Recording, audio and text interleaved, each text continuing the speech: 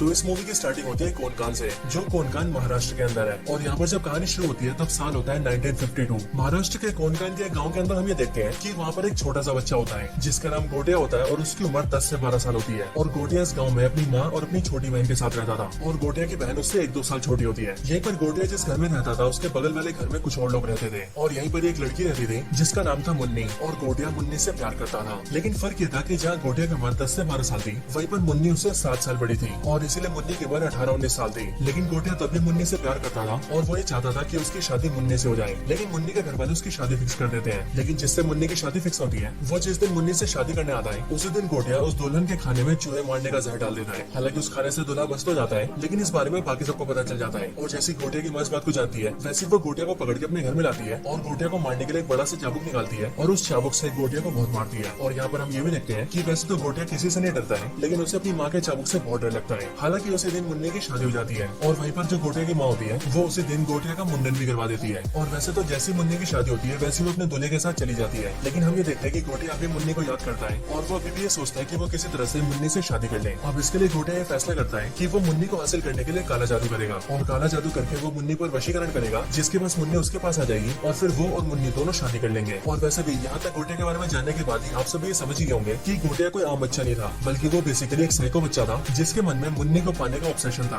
अब इधर गोटिया जैसी काला जादू करने का फैसला करता है वैसे वो अपनी छोटी बहन को अपने साथ लेता है और गाँव के पास के एक जंगल में चला जाता है। हमें पता लगता है कि गाँव के पास जो जंगल है इस जंगल का नाम चिंटुकवाड़ी है और क्योंकि ये गाँव से दूर है इसीलिए आमतौर पर यहाँ जल्दी कोई नहीं आता है। गोटिया यहाँ पर अपनी छोटी बहन को रात के समय पर लाता है और यहाँ पर आकर एक बड़े से बरगद के पेड़ के नीचे बैठ जाता है और वहाँ बैठकर काला जादू करने लगता है। और फिर इसके बाद ही हम ये देखते हैं कि गोटिया अपनी छोटी बहन पर हमला कर देता है और एक चाकू से उसे मारने की कोशिश करता है। लेकिन गोटिया की छोटी बहन उसे रोकती है और उससे पूछती है कि आखिर वो ऐसा क्यों कर रहा है और वो अपनी छोटी बहन को क्यों मारना चाहता है। जिस पर गोटिया उसे बताता है कि उसे अपने काला जादू के अंदर एक लड़की की बलि देनी पड़ेगी और इसलिए यहाँ पर वो उसे मारकर उसकी बलि देगा। और फिर गोटिया के हिसाब से जैसे उसका काला जादू पूरा होगा वैसी मुन्नी उसके पास आकर उससे शादी कर लेगी। लेकिन यहाँ पर हम ये देखते हैं कि जब गोटिया अपनी छोटी बहन पर हमला करके उसे मारने की कोशिश करता है तभी उसकी छोटी बहन अपना बचाव करती है और वो गोटिया को धक्का मारती है। जिसके बाद जैसे गोटिया को धक्का लगता है वैसे उसका सर सीधा बरगद के पेड़ पर टकराता है और सर टकराने की वजह से गोटिया का सर फट जाता है और उसके सर से बहुत सारा खून निकलने लगता है और देखते ही देखते कुछ ही पलों के अंदर गोटिया की मौत हो जाती है। लेकिन ये सब देखकर गोटिया की जो छोटी बहन होती है वो जल्दी से भागकर गाँव जाती है और अपनी मदर के साथ साथ सारे गाँव वालों को वहाँ पर ले आती है। वहाँ पर आने के बाद ही सारे लोग गोटिया की हालत देखते हैं, लेकिन तभी गाँव के जो मुख्य पंडित होते हैं वो कहते हैं कि ये बहुत बड़ा अनर्थ हो गया है, क्योंकि असल में गोटिया एक ब्राह्मण परिवार का लड़का है और अभी कुछ ही दिन पहले उसका मुंडन भी हुआ है। लेकिन गोटिया का मुंडन हुए 10 दिन भी पूरे नहीं हुए हैं और यहाँ पर गोटिया की अकाल मृत्यु हो गई है। और इसीलिए गाँव के सारे मुख्य पंडित बताते हैं कि अब गोटिया मरने के बाद ब्रह्म राक्षस बनने वाला है और हो सकता है कि ब्रह्म राक्षस बनने के बाद वो गाँव वालों का बुरा करे और इसीलिए सबको गोटिया को यहीं पर रोकना होगा। इसके लिए गाँव वाले गोटिया को उसी पेड़ के नीचे दफना देते हैं जिस बरगद के पेड़ के नीचे गोटिया की मौत हुई थी। और फिर उसे दफनाने के बाद ही वो जो सारे मुख्य पंडित होते हैं वो मंत्रों का इस्तेमाल करके उस पूरे पेड़ को बांध देते हैं ताकि गोटिया उस पेड़ से कहीं भी दूर न जा सके और उसकी आत्मा जो कि ब्रह्म राक्षस बन चुकी है वो हमेशा के लिए वहाँ पर कैद होकर रह जाए। हालांकि यहीं पर हम ये भी जानते हैं कि गोटिया जिस हालत में मरा है उस हालत में मरने वाले को मुंजिया कहते हैं, जिसका मतलब अब गोटिया मुंजिया बन चुका है। अब इसके बाद ही कई साल बीत जाते हैं और बहुत सालों के बाद हम सीधा पुणे शहर को देखते हैं, जो पुणे शहर भी महाराष्ट्र के अंदर ही है, लेकिन ये कोनकान और उसके गाँव से काफी दूर है। यहाँ पुणे के अंदर हम मूवी के मेन कैरेक्टर को देखते हैं जिसका नाम है बिट्टू और बिट्टू इस पुणे शहर के अंदर अपनी मदर और ग्रैंड मदर के साथ रहता है, यानी कि माँ और दादी के साथ। इसके साथ हम ये भी जानते हैं कि बिट्टू के फादर की कई साल पहले मौत हो चुकी है और उसकी जो मदर है वो एक ब्यूटी पार्लर चलाती है और उससे वो लोग काफी अच्छा पैसा कमाते हैं एंड उनकी फैमिली काफी अच्छे से चल रही है। और अपनी फैमिली के अंदर बिट्टू, उसकी मदर और उसकी दादी तीनों काफी खुश हैं। साथ ही साथ हम ये भी जानते हैं कि बिट्टू भी अपनी मदर के उनके काम में हेल्प करता है और बिट्टू को भी लड़कियों के बाल काटना और उनका मेकअप करना काफी अच्छे से आता है। यहीं पर हम देखते हैं कि बिट्टू की एक दोस्त होती है जो कि उसके बगल वाले घर में रहती है और बिट्टू की इस वाली दोस्त का नाम होता है बेला और ये बेला जो कि एक लड़की होती है वो बिट्टू की बचपन की दोस्त होती है और ये दोनों बचपन से एक साथ खेल कूद कर बड़े हुए हैं। यहाँ पर बेला बिट्टू से मिलने आती है और वो बिट्टू से अपने बॉयफ्रेंड को भी मिलवाती है और हम ये देखते हैं कि बेला के बॉयफ्रेंड का नाम कुबा होता है और वो एक अंग्रेज होता है। लेकिन बिट्टू को बेला के बॉयफ्रेंड से मिलकर खुशी नहीं होती क्योंकि असलियत में बिट्टू मन ही मन बेला से प्यार करता है, लेकिन उसने कभी भी बेला से ये बात बोली नहीं है। हालांकि यहीं पर हम ये देखते हैं कि बिट्टू को उसके मन में अचानक से वही पेड़ दिखता है जिस बरगद के पेड़ के नीचे मुंजिया को कैद करके रखा गया है। साथ ही साथ यहाँ पर बिट्टू ये भी देखता है कि इस बरगद के पेड़ के ऊपर एक राक्षस जैसा बच्चा है जो कि उसे अपने पास बुला रहा है और यहाँ बिट्टू ये भी सोचता है कि उसे एक ख्याल बचपन से आ रहे हैं और वो हमेशा अपने मन में इसी पेड़ को देखता है। लेकिन यहाँ बिट्टू इन सारी बातों को इग्नोर करता है और वो अपने घर से बाहर निकलकर अपने दोस्त से मिलने जाता है। हम ये देखते हैं कि बिट्टू का एक बेस्ट फ्रेंड होता है जो कि एक सरदार होता है और उसका नाम स्पीलबर्ग होता है। और वैसे तो रियल में इसका नाम स्पीलबर्ग नहीं होता, लेकिन अब क्योंकि बिट्टू के सरदार दोस्त को वीडियो शूट करने का काफी शौक होता है इसीलिए वो अमेरिका के फिल्म मेकर स्पीलबर्ग से इंस्पायर होकर अपना खुद का नाम भी स्पीलबर्ग रख लेता है। यहाँ पर हम ये देखते हैं कि बिट्टू अपनी लाइफ में काफी खुश होता है, लेकिन फिर एक दिन अचानक से बिट्टू को उसके चाचा की बेटी बेटी का फोन आता है, यानी कि उसकी कजन सिस्टर का, जिसका नाम होता है रुक्कू। फोन पर रुक्कू बिट्टू से कहती है कि उसके घर वालों ने उसकी शादी फिक्स कर दी है और इसीलिए कुछ ही दिनों के अंदर उसकी सगाई होने वाली है। इसीलिए वो चाहती है कि बिट्टू अपनी फैमिली के साथ उसकी सगाई में आए। वो बताती है कि उसने बिट्टू की माँ को और दादी माँ को दोनों को इन्विटेशन दे दिया है और इसीलिए वो बिट्टू को भी पर्सनली बोल रही है। इसीलिए वो चाहती है कि उसकी सगाई में सब लोग आए। और फिर इसीलिए इसके बाद ही हमें देखते हैं कि बिट्टू, उसकी मदर और उसकी ग्रैंड मदर तीनों ये फैसला करते हैं कि वो तीनों रुक्कू की सगाई में जाएंगे। हालांकि यहीं पर हम ये नोटिस करते हैं कि बिट्टू की मदर इस बात को सुनकर काफी ज्यादा नाराज हो जाती है और वो बिट्टू की ग्रैंड मदर से कहती है कि वो बिट्टू को लेकर रुक्कू की सगाई में नहीं जाना चाहती, क्योंकि वो जब भी बिट्टू को लेकर गाँव जाती है तब हमेशा बिट्टू की तबीयत खराब हो जाती है। लेकिन इसके बावजूद भी हम ये देखते हैं कि वो तीनों गाँव जाने का प्लान करते हैं और वो तीनों गाँव जाने के लिए निकल जाते हैं। आगे हमें पता लगता है कि रुक्कू और उसके पेरेंट्स यानी कि बिट्टू के चाचा की फैमिली कोनकान के उसी गांव में रहते हैं जिस गांव में मुंजिया रहता था। और अब क्योंकि बिट्टू मुंजिया के गांव से जुड़ा हुआ था और उसे हमेशा ही मुंजिया के ख्याल भी आते थे, इसलिए यहाँ पर ये सब देख के हमें ये तो क्लियर हो जाता है कि हो ना हो बिट्टू का मुंजिया से कोई ना कोई कनेक्शन तो जरूर है। हालांकि इन सबके बाद ही बिट्टू और उसकी फैमिली सीधा गाँव पहुंचते हैं और कोनकान के गाँव में आकर वो लोग सीधा अपने चाचा के घर जाते हैं। बिट्टू जब चाचा के घर पहुंचता है तब वहाँ पर उसके चाचा की फैमिली उन सबको देखकर काफी खुश होती है। लेकिन हम यहाँ पर ये भी नोटिस करते हैं कि बिट्टू का जो चाचा है वो बिट्टू को और उसकी मदर को दोनों को नापसंद करता है और वो इसीलिए क्योंकि बिट्टू के चाचा का ऐसा मानना है कि उसके बड़े भाई की मौत बिट्टू और उसकी मदर की वजह से हुई है। और इसीलिए हम ये देखते हैं कि यहाँ पर घर के अंदर बिट्टू के चाचा बिट्टू की मॉम को थोड़ा बुरा भला कहते हैं, जिस वजह से उन दोनों के बीच आर्गुमेंट हो जाती है। लेकिन इसी आर्गुमेंट की वजह से बिट्टू के चाचा को और ज्यादा गुस्सा आता है और वो गुस्से में आकर बिट्टू को उसके डैड की मौत के बारे में बताने लगता है। अब यहाँ पर हम ये भी जानते हैं कि बिट्टू को अब तक ये पता नहीं होता है कि उसके डैड की मौत कैसे हुई थी, क्योंकि उसकी मदर और दादी ने इस बारे में उसे कभी कुछ नहीं बताया था। लेकिन यहाँ पर बिट्टू का चाचा गुस्से में आकर बिट्टू को सब कुछ बताने लगता है और वो बिट्टू से कहता है कि यहाँ हमारे गाँव के पास ही एक जंगली एरिया है जिसका नाम है चिंटुकवाड़ी और वो चिंटुकवाड़ी हमारी पुश्तैनी जगह है। लेकिन उसी चिंटुकवाड़ी के अंदर एक बरगद का पेड़ है जो कि शापित है, क्योंकि बहुत साल पहले वहाँ पर एक लड़का मर गया था और अब गाँव वालों को ऐसा मानना है कि वो मुंजिया बन गया है, इसीलिए उसके डर से रात को वहाँ पर कोई भी नहीं जाता है। लेकिन आज से काफी साल पहले उसके बड़े भाई ने यानी कि बिट्टू के फादर ने उस चिंटुकवाड़ी को बेचने की कोशिश की थी। लेकिन अब क्योंकि उसके शापित होने के किस्से सबको पता है, इसलिए कोई भी चिंटुकवाड़ी को खरीदने को तैयार नहीं था, क्योंकि सबके मन में उस पेड़ का और मुंजिया का डर था। और इसी वजह से उसके बड़े भाई ने डिसाइड करा कि वो चिंटुकवाड़ी से उस पेड़ को ही काट देगा।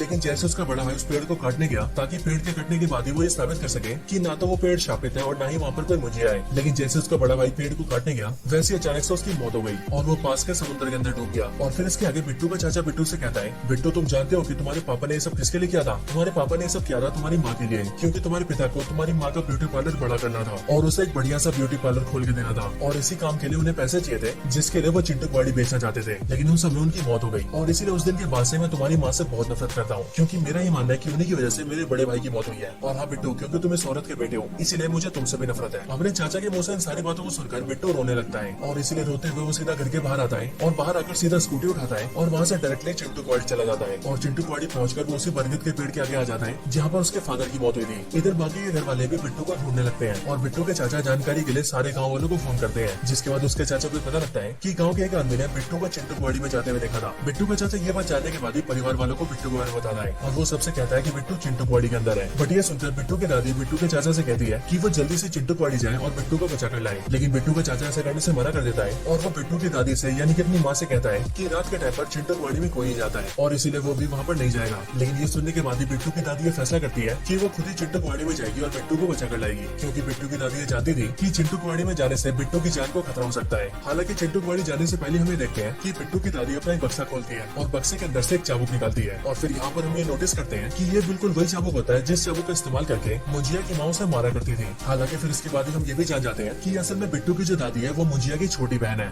यानी कि वही छोटी बहन जिसे मुंजिया ने मारने की कोशिश करी थी, लेकिन उस रात वो खुद ही मारा गया था। और इसके साथ ही यहीं पर हम ये भी जानते हैं कि बिट्टू के ख्यालों में उसे हर बार मुंजिया और वो बरगद का पेड़ भी इसलिए दिखते हैं क्योंकि बिट्टू मुंजिया के वंशज का है और बिट्टू के अंदर भी मुंजिया के परिवार का ही खून है और इसलिए मुंजिया अपने परिवार के लोगों को देख सकता है। यहाँ पर बिट्टू की दादी यानी कि मुंजिया की बहन ये जानती थी कि मुंजिया को अगर किसी से डर लगता है तो वो डर लगता है सिर्फ उसकी माँ के चाबुक से और इसीलिए इसी चाबुक से उसे कंट्रोल किया जा सकता है। और इसीलिए यहाँ पर बिट्टू की दादी इस चाबुक को लेती है और चाबुक लेकर सीधे चिंटुकवाड़ी जाती है। चिंटुकवाड़ी पहुंचते ही जैसी वो बरगद के पेड़ के सामने आती है वैसी बिट्टू की दादी देखती है कि उस बरगद के पेड़ के ऊपर मुंजिया बैठा है, जो कि बिट्टू की दादी को देखते ही पहचान जाता है कि वो उसकी छोटी बहन है और इसलिए मुंजिया उस पर हंसता है और वो उससे कहता है कि उसकी छोटी बहन तो बहुत बड़ी हो गई है। लेकिन यहाँ पर बिट्टू की दादी मुंजिया से यानी कि अपने बड़े भाई से कहती है कि दादा प्लीज वो उसके पोते को छोड़ दें। अब यहाँ पर आप सब जानते होंगे कि मराठी के अंदर बड़े भाई को दादा कहते हैं, इसलिए यहाँ पर बिट्टू की दादी मुंजिया को दादा कहती है। अगले पल बिट्टू की दादी देखती है कि मुंजिया ने अपने बरगद के पेड़ की शाखाओं से बिट्टू को बांध रखा है और इसलिए बिट्टू की दादी जैसे बिट्टू को देखती है वैसे वो वहाँ जाती है और वो बिट्टू को छुड़ाने की कोशिश करती है, लेकिन मुंजिया ने टहनियों से बिट्टू को बांधा होता है और इसलिए बिट्टू की दादी उन पर चाबुक मारती है। और यहाँ पर हम ये देखते हैं कि चाबुक की मार से न सिर्फ मुंजिया डरता है बल्कि इस चाबुक की मार से मुंजिया को नुकसान भी होता है और इसीलिए मुझिया जल्दी से बिट्टू को छोड़ देता है, जिसके बाद बिट्टू की दादी बिट्टू को लेकर वहाँ से जाने लगती है। लेकिन जैसे ही वो लोग जा रहे होते हैं वैसे मुझिया बिट्टू के पास आता है और वो उसकी पीठ पर अपना हाथ चिपका देता है। पर ये देखकर बिट्टू की दादी फिर से मुझिया को मारती है, जिसके बाद चाबुक के लगते है मुझिया उसे छोड़ देता है और वो फिर से पेड़ पर चला जाता है। इसके बाद ही बिट्टू की दादी जल्दी से उसे लेकर चिंटूवाड़ी से बाहर आती है और वहाँ से काफी दूर आने के बाद ही बिट्टू उनसे पूछता है कि दादी आखिर ये सब क्या है, वो कौन था और आप उसे कैसे जानती थी, और आखिर आपको ये कैसे पता था कि उसे इसी चाबुक से डर लगता है। इन सब बातों को सुनने के बाद ही बिट्टू की दादी उसे सब कुछ बताती है और वो उसके सामने सारी सच्चाई को रख देती है। जिसके बाद बिट्टू ये जान जाता है कि वो मुझिया असल में उसकी दादी का बड़ा भाई है और उसने अब तक क्या क्या किया है। मुझिया के बारे में सब कुछ जानने के बाद ही बिट्टू भी काफी डर जाता है, लेकिन बिट्टू की दादी उससे कहती है कि उसे अब डरने की कोई जरूरत नहीं है, क्योंकि मुझिया उस पेड़ से दूर कहीं नहीं जा सकता है और इसीलिए बिट्टू को भी बस इस बात का ध्यान रखना है कि वो फिर से कभी भी उस पेड़ के पास आ जाए। लेकिन इसके अगले पल में हम ये देखते हैं कि मुझिया बिट्टू के सामने खड़ा होता है और वो इस टाइम पर उसकी दादी के पीछे होता है। मुझिया को देखकर बिट्टू हक्का बक्का हो जाता है, क्योंकि कुछ टाइम पहले उसकी दादी ने उसे बोला था कि मुझिया उस पेड़ से दूर कहीं नहीं जा सकता है, लेकिन अब वो उनके पास आ चुका है और इसीलिए वहाँ पर आते मुझिया सीधे बिट्टू की दादी की गर्दन पकड़ता है और वो झटके से उनकी गर्दन तोड़ के उन्हें मार देता है। और फिर यहीं पर ही हम ये समझ जाते हैं कि असल में बिट्टू के जाने से पहले मुझिया ने जब उसके पीठ पर हाथ चिपकाया था तब उसके जरिए उसने बिट्टू की पीठ पर अपना निशान छोड़ दिया था और इसीलिए बिट्टू के माध्यम से उसने अपने आप को बरगद के पेड़ से आजाद कर लिया एंड दैट्स व्हाई वो कहीं भी मूव कर सकता है। लेकिन ये सब देखने के बाद भी बिट्टू बेहोश हो जाता है और फिर इसीलिए कुछ टाइम बाद ही गाँव वाले उसे ढूंढते हुए आते हैं और वो बिट्टू को लेकर सीधा हॉस्पिटल जाते हैं। हॉस्पिटल आकर बिट्टू की आंखें खुलती है और तब बिट्टू भी पूछता है कि उसकी दादी कैसी है, जिस पर उसके घर वाले उसे बताते हैं कि वहाँ चिंटूवाड़ी से थोड़ी सी दूरी पर उसकी दादी की लाश मिली है, जिसका मतलब उसकी दादी मर चुकी है। हालांकि पुलिस ने इन्वेस्टिगेशन की है और इसीलिए पुलिस का ऐसा मानना है कि शायद से उसकी दादी फिसल कर गिर गई होगी और इसीलिए उनकी मौत हो गई होगी। लेकिन असल में बिट्टू इस बात को जानता था कि उसकी दादी की मौत गिरने से नहीं हुई है, बल्कि उसकी दादी को मुझिया ने मारा है। हालांकि बिट्टू इतना ज्यादा डरा होता है कि वो इस बारे में किसी को भी बता नहीं पाता है। लेकिन इसके बाद ही हम ये देखते हैं कि बिट्टू के जो चाचा होते हैं वो बिट्टू की मदर से झगड़ा करने लगते हैं और वो फिर से बिट्टू की मदर को ब्लेम करते हैं कि पहले उसकी वजह से उसका भाई मर गया और अब उस औरत की वजह से उसकी माँ भी मर गई। लेकिन ये सब सुनकर बिट्टू की मदर को गुस्सा आता है और इसीलिए वो बिट्टू को लेकर उस गाँव से निकल जाती है और बस पकड़ के सीधा पुणे आने लगती है। लेकिन बस में हम ये देखते हैं कि बिट्टू की पीछे वाली सीट पर मुझिया होता है और बिट्टू भी जैसे मुझिया को देखता है वैसे ही वो बहुत डर जाता है। हालांकि यहाँ पर मुझिया बिट्टू को बताता है कि उसे सिर्फ और सिर्फ बिट्टू देख सकता है और कोई भी नहीं, और वो इसीलिए क्योंकि बिट्टू की रगों में उसका खून दौड़ रहा है। हालांकि मुझिया को देखकर बिट्टू काफी ज्यादा डर जाता है,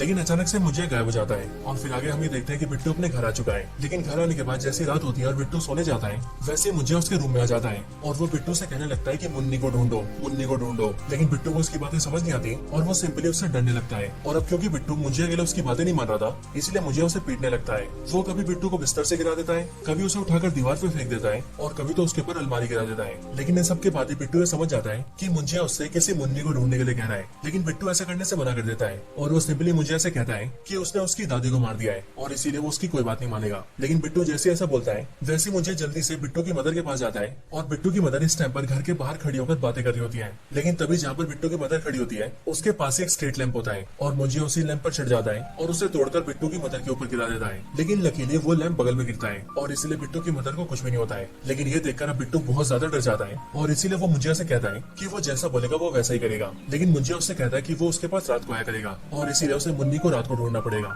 एंड इसके बाद ही हमें देखते हैं कि बिट्टू को ना चाहते हुए भी रोज रात को अपनी नींद खराब करनी पड़ती है और घर के बाहर घूम घूम कर मुन्नी को ढूंढना पड़ता है। और इस पूरे टाइम के दौरान मुझिया उसके कंधे पर बैठा रहता है और जहाँ भी बिट्टू थोड़ा सा रुकता है और आराम करता है वहीं पर मुझिया कभी उसे परेशान करने के लिए मारने लगता है और कभी कभी वो उसके सामने दूसरों को मारने लगता है। इसलिए बिट्टू को परेशान होकर भी मुझिया की बातें माननी पड़ती है। बिट्टू इन सबसे परेशान हो जाता है और इसलिए कुछ दिन बाद ही वो अपने सरदार दोस्त को सब कुछ बता देता है, यानी कि स्पीलबर्ग को। और वैसे तो स्पीलबर्ग को मुझिया दिखाई नहीं देता लेकिन वो मुझिया की बातें सुन पाता है, इसलिए उसे भी बिलीव हो जाता है कि बिट्टू को सच में मुझिया परेशान कर रहा है। बिट्टू स्पीलबर्ग से कहता है कि उन्हें किसी मुन्नी को ढूंढना है क्योंकि उस मुझिया को मुन्नी को ढूंढकर उसे शादी करनी है और उसके बाद ही हमारा पीछा छोड़ेगा। और इसके बाद ही वो दोनों दिमाग आते हैं और स्पीलबर्ग बिट्टू से कहता है कि मुझिया उसके गाँव का था, इसलिए हो सकता है कि मुन्नी भी उसके गाँव की हो। और फिर ये बात सुनते बिट्टू सीधा रुक्कू को फोन करता है, यानी अपनी कजन सिस्टर को, और उससे ये जानने की कोशिश करता है कि आज से सालों पहले मुन्नी नाम की गांव में कौन सी लड़की थी। रुक्कू से पता करके बताती है कि असल में उनके घर के बगल में घर है जिस घर में सालों पहले एक मुन्नी नाम की लड़की रहती थी, लेकिन शादी होने के बाद ही मुन्नी यहाँ से चली गई थी। लेकिन रुक्कू बिट्टू को उसकी फोटो भेजती है। लेकिन बिट्टू और स्पीलबर्ग जैसी मुन्नी की बचपन की फोटो देखते हैं वैसी वो दोनों नोटिस करते हैं कि मुन्नी अपने बचपन की फोटो में बिल्कुल वैसी ही लग रही थी जैसी बिट्टू की दोस्त बेला अपने बचपन में लगती थी। और इसलिए यहीं से बिट्टू और स्पीलबर्ग को ये शक होता है कि शायद से हो सकता है कि मुन्नी और बेला का कोई ना कोई कनेक्शन हो। और फिर इसके लिए जैसे वो लोग तहकीकात करते हैं वैसे उन्हें पता लगता है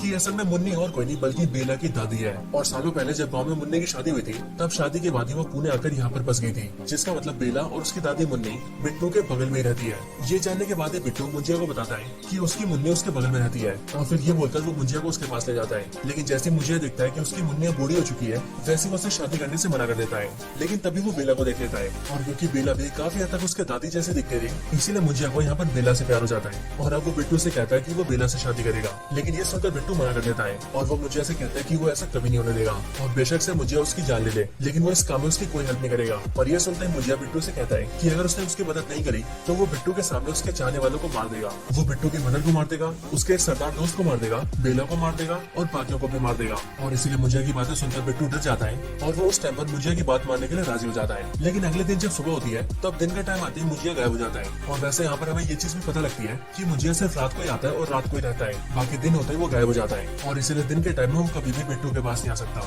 यहाँ पर बिट्टू अब काफी ज्यादा परेशान हो जाता है और इसीलिए वो अपने सरदार दोस्त स्पीलबर्ग से हेल्प मांगता है। इसके बाद स्पीलबर्ग बिट्टू को लेकर सीधा भूत भगाने वाले एक आदमी के पास जाता है और भूत भगाने वाले ये आदमी और कोई नहीं बल्कि साउथ के फेमस एक्टर सत्यराज होते हैं, यानी कि अपने बाहुबली के कटप्पा। यहाँ पर आने के बाद बिट्टू और स्पीलबर्ग दोनों कटप्पा से मिलते हैं, जिनका इस मूवी के अंदर नाम होता है एल्विस प्रभाकर। और इसीलिए आसानी के लिए हम यहाँ पर सिर्फ इन्हें एल्विस बोलेंगे। एल्विस से मिलने के बाद ही वो उन्हें सब कुछ बताते हैं और फिर इसके बाद ही बिट्टू एल्विस को अपने पीठ पर का निशान दिखाता है और बिट्टू की पीठ पर एक हाथ का निशान होता है और ये हाथ का निशान मुंजिया का होता है। यहाँ पर एल्विस जैसे इस हाथ के निशान को देखता है वैसे वह समझ जाता है कि ये निशान मुंजिया का है और इसलिए वो बिट्टू से कहता है कि तुम्हें जो परेशान कर रहा है वो मुंजिया है। उनके मुंह से इस बात को सुनते बिट्टू हैरान रह जाता है क्योंकि बिट्टू अपने मन में ये सोचता है कि उसने अभी तक उन्हें खुद से मुंजिया के बारे में बताया नहीं था, लेकिन एल्विस ने मुंजिया के हाथ का निशान देखते ही मुंजिया के बारे में पता लगा लिया। इसके बाद एल्विस अपने रूम से एक बड़ा सा स्क्रॉल लेकर आता है और उसके अंदर काफी सारे पुराने पेपर्स होते हैं जिनके अंदर पुरानी कथाएं लिखी होती है और उन पर कई सारी चित्रकला बनी होती है। वो सब दिखाकर एल्विस उन्हें बताता है कि पुरानी कथाओं के हिसाब से मुंजिया एक पावरफुल भूत होता है। असल में जब भी किसी ब्राह्मण बच्चे का मुंडन होता है और वो अपने मुंडन होने के 10 दिन के अंदर ही मर जाता है तब वो एक ऐसा ताकतवर ब्रह्म राक्षस बनता है जो कि मुंजिया कहलाता है। और वैसे तो मंत्रों के इस्तेमाल से मुंजिया को कैद किया जा सकता है, लेकिन अगर उस मुंजिया को कोई ऐसा इंसान मिल जाए जो कि उसी के परिवार या वंशज का हो तो मुंजिया उसके जरिए खुद को कैद से निकाल सकता है। और सिर्फ यही नहीं, उसके मन में जो इच्छा बाकी रह गई है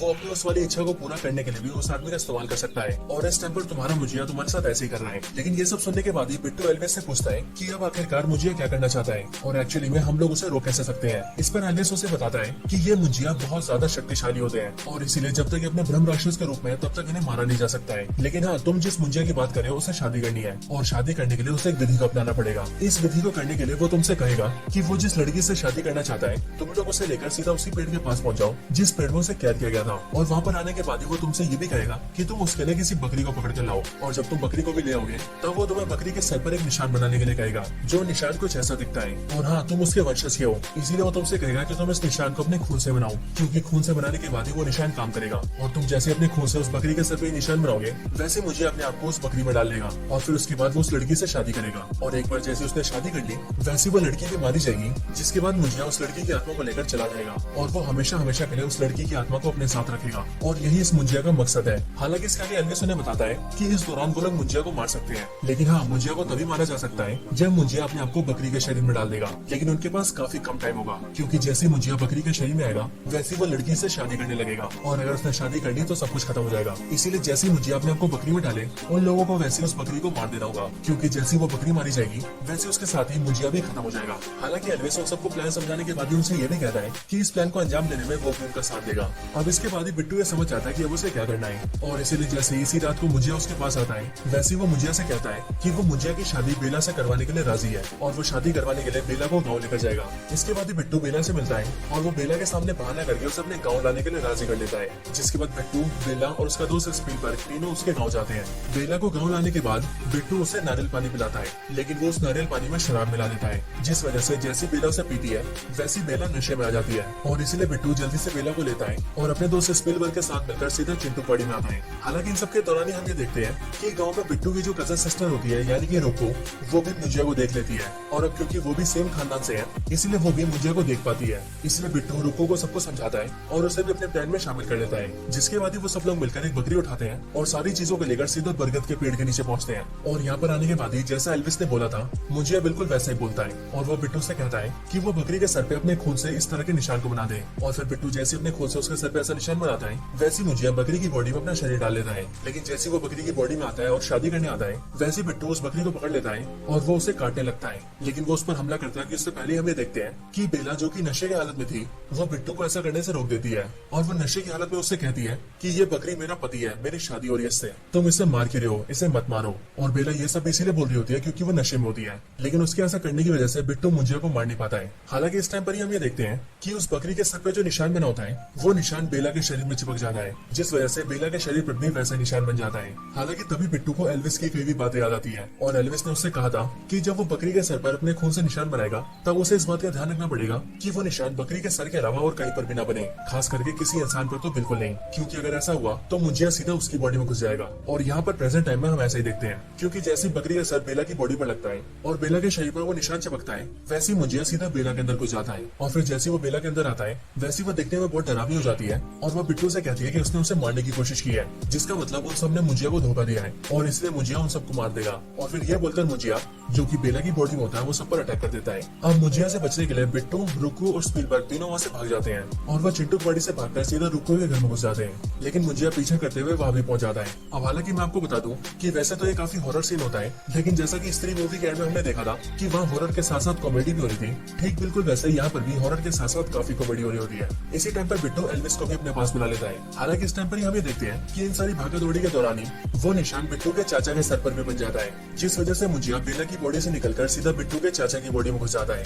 और अब उसके बाद ही वो सब पर हमला करने लगता है। सबको ठिकाने के बाद ही मुंजिया, जो कि बिट्टू के चाचा की बॉडी में था, वो सीधा बेला को पकड़ता है और उसे लेकर सीधा चिंटू की बॉडी में जाता है। लेकिन ये देखकर बिट्टू उनका पीछा करता है और वो उनके पीछे पीछे जाता है। हालांकि रास्ते में वो उसी जगह पर पहुंच जाता है जिस जगह पर मुंजिया ने उसकी दादी को मारा था। लेकिन वहाँ पर आते बिट्टू ये देखता है कि उसकी दादी के हाथों में जो चाबुक होता है वो बिल्कुल उसी जगह पर होता है जिस जगह पर उसकी दादी की मौत हुई थी। और जाहिर है चाबुक जैसी छड़ी वही छड़ी होती है जिससे कि मुंजिया को नुकसान पहुंचाया जा सकता है। और इसीलिए बिट्टू उसे उठा लेता है और उसे लेकर सीधा चिंटू की वाड़ी में पहुंचता है। चिंटू की वाड़ी में पेड़ के पास आते ही वो ये देखता है कि वहाँ पर मुंजिया बेला से शादी करके उसकी आत्मा को अपने साथ ले जाने की तैयारी कर रहा है। लेकिन तभी ये सब देखकर वो बेला को बचाने की कोशिश करता है और उस चाबुक जैसी छड़ी से मुंजिया पर अटैक करता है। हालांकि इस दौरान बिट्टू उस पर काफी हमले करता है, लेकिन तब भी मुंजिया काफी ज्यादा पावरफुल होता है और इसीलिए वो बिट्टू को उठाकर फेंकता है। लेकिन हम ये देखते हैं कि बिट्टू फाइट करते हुए किसी तरह से अपने चाचा की पीठ पर वही निशान बना देता है जिस निशान से मुंजिया शरीर बदलता है। और फिर चाचा की पीठ पर निशान बनाने के बाद ही बिट्टू जल्दी से वो निशान पेड़ पर भी बना देता है। और फिर जैसे वो पेड़ पर निशान बनाता है वैसे हम ये देखते हैं कि मुंजिया बिट्टू के चाचा की बॉडी से निकल जाता है और वो सीधा पेड़ की बॉडी में घुस जाता है। मतलब कि अब मुंजिया पेड़ के अंदर आ जाता है और अब बिट्टू को और बेलू को ऐसा लगता है कि उन लोगों ने मुंजिया को पेड़ के अंदर कैद कर दिया है। लेकिन अब क्योंकि मुंजिया बहुत ज्यादा पावरफुल था, इसलिए मुंजिया पेड़ के अंदर आने के बाद भी पूरे पेड़ को कंट्रोल करता है और वो पेड़ की टहनियों से उन सबको पकड़ने लगता है। लेकिन तभी बेला ये देखती है कि उस बरगद के पेड़ के पास ही एक लालटेन रखा है जिसके अंदर काफी सारा मिट्टी का तेल है और इसीलिए बेला किसी तरह से उसे उठाती है और उसे लेकर सीधा पेड़ के ऊपर मारती है, जिससे कि पेड़ के ऊपर मिट्टी का तेल लग जाता है। और फिर तभी बिट्टू ये देखता है कि उसके पास में एक लकड़ी है जो कि जल रही है और असल में ये वही लकड़ी होती है जिस लकड़ी को उन्होंने पहले रखा होता है, यानी कि उस टाइम पर जिस टाइम पर वो लोग मुंजिया और बेला की शादी करवा रहे थे। और इसलिए बिट्टू उस जलती लकड़ी को उठा लेता है और उससे सीधा पेड़ में आग लगा देता है। पेड़ में जैसी आग लगती है वैसे हम ये देखते हैं कि पूरा पेड़ जलने लगता है और पेड़ के साथ साथ मुंजिया भी जलने लगता है। और इसीलिए बिट्टू मुंजिया की पकड़ से खुद को छुड़वा लेता है और वो बेला के साथ सीधा पेड़ से काफी दूर आ जाता है, जिसके बाद वो और बेला दोनों चिंटू की वाड़ी से निकल जाते हैं। और इधर ये पेड़ काफी ज्यादा जल जाता है और हमें दिखाया जाता है कि अब मुंजिया खत्म हो चुका है। इसके बाद सब कुछ ठीक हो जाता है और बिट्टू भी बेला को लेकर पुणे आ जाता है। पुणे आने के बाद ही बेला उसे बताती है कि अब वो अपने काम के सिलसिले में ब्राजील जा रही है और इसीलिए वो कई साल बाद वापस आएगी। लेकिन बेला के जाने से पहले बिट्टू उसे आई लव यू कहता है और वो बेला से कहता है कि वो उससे सालों से प्यार करता है। लेकिन यहाँ पर बेला बिट्टू से कहती है कि वो बिट्टू से प्यार नहीं करती और वो बिट्टू को अपना दोस्त समझती है। पर यह सुनकर बिट्टू से कहता है कि अगर वो उसे अपना दोस्त मानती है तो वो उसका दोस्त बनकर ही रहेगा, क्योंकि वो मुंजिया नहीं है जो उससे जबरदस्ती शादी करेगा। और फिर उसके ये बोलने के बाद ही ये सीन चेंज होता है और हम डायरेक्टली मुंजिया के पेड़ को देखते हैं। यहाँ हम ये देखते हैं कि मुंजिया के पेड़ की कटाई चल रही है और कुछ लोग मिलकर इस पेड़ को काट रहे हैं। लेकिन अगली पल हमें जानते हैं कि मुंजिया मरा नहीं है और वो अभी भी जिंदा है और हमें यहाँ पर मुंजिया की झलक भी दिखती है। लेकिन इसके बाद ही मूवी एंड हो जाती है। लेकिन हाँ दोस्तों, अगर आप सभी ने स्त्री मूवी देखी है तो वहाँ पर आप सभी ने नोटिस किया होगा कि उस मूवी के एंड में भी स्त्री जिंदा बच जाती है और इसीलिए यहाँ पर भी इस मूवी में दिखाया गया है कि यहाँ पर भी मुंजिया जिंदा बच गया है। सो इसीलिए हो सकता है कि आने वाली मूवीज के अंदर इन सबका एक साथ इस्तेमाल किया जाए। अब हालांकि जैसे इस मूवी की स्टोरी एंड होती है वैसे मूवी के एंड सीन में एक पोस्ट क्रेडिट सीन आता है और ये वाला पोस्ट क्रेडिट सीन भेड़िया मूवी से कनेक्टेड होता है, क्योंकि पोस्ट क्रेडिट सीन के अंदर हम वरुण धवन को देखते हैं जो कि अभी कुछ टाइम पहले भेड़िए से इंसान बने होते हैं और इसीलिए यहाँ पर वरुण धवन के पास उसका दोस्त जाना आता है और वो उसे कपड़े देता है। लेकिन इसके बाद ही मूवी खत्म हो जाती है। सो दोस्तों, यही थी वीडियो मुझे मूवी की स्टोरी के ऊपर। आप सभी को इस मूवी की स्टोरी कैसी लगी ये आप मुझे कमेंट्स के अंदर जरूर बताएं और अगर आप सभी का कोई और रिकमेंडेशन हो तो वो भी मुझे कमेंट्स के अंदर बता सकते हैं। बाकी वीडियो पसंद आई हो तो इसे लाइक जरूर करें, चैनल को सब्सक्राइब नहीं करा तो अभी कभी सब्सक्राइब करें, वीडियो को शेयर करना चाहते हैं तो ज्यादा से ज्यादा शेयर करें एंड आप सभी इसी तरह से हंसते और मुस्कुराते रहें। बाकी मैं आपसे मिलता हूँ ऐसी किसी और बेहतरीन वीडियो में, तब तक के लिए गुड बाय।